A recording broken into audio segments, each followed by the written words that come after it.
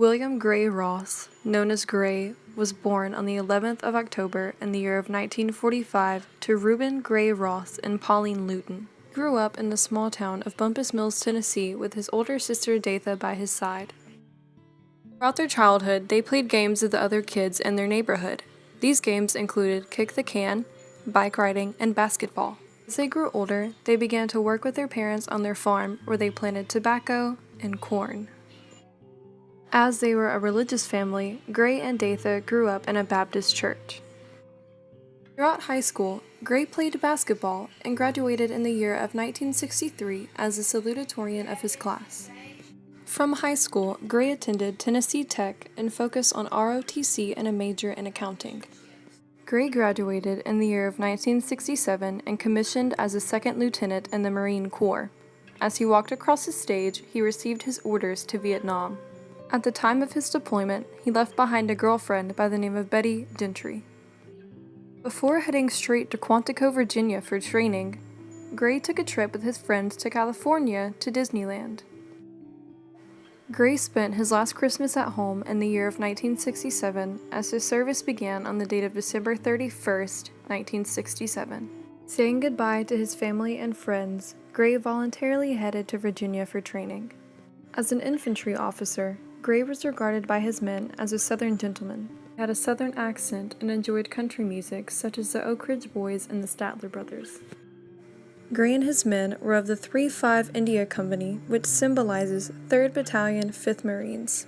They were then sent to the Vietnamese province of Quang Nam, Vietnam.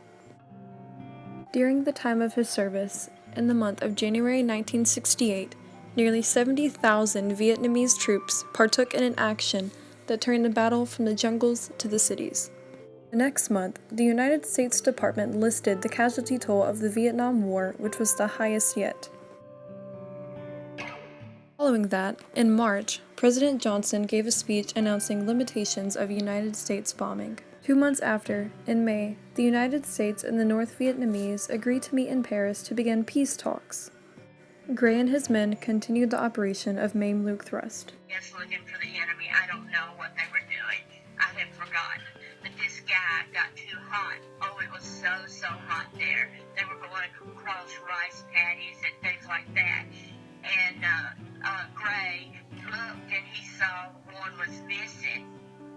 He went back. He left to the other men and he went back to find this guy. He was having a heat stroke. And he was laying on the ground, and he looked up at Gray, and Gray said, "Are you going to rest there all day, or are you going to get up and come with us?"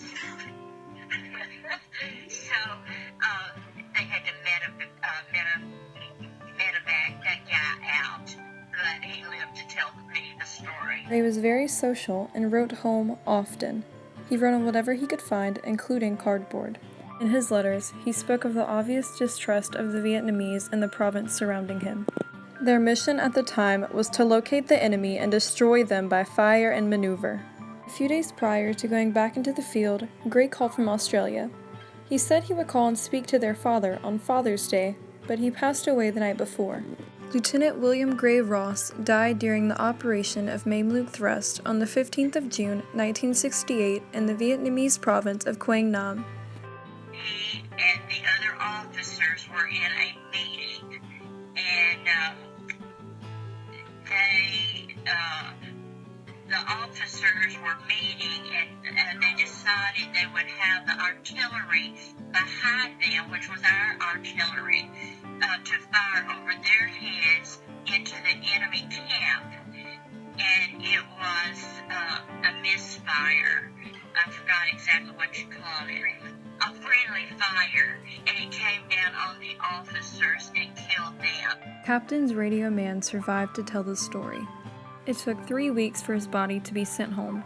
He was sent to Milligan Ridgeway Funeral Home, where Marines guarded him 24/7.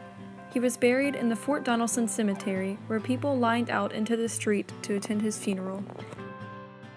Gray earned the National Defense Service Medal, the Combat Action Ribbon, the Purple Heart, the Vietnam Campaign Medal, and the Vietnam Service Medal. He is honored on the Vietnam Veterans Memorial page, panel 57W, line 31. He will be forever remembered by his hometown of Bumpus Mills, Tennessee, the volunteer state.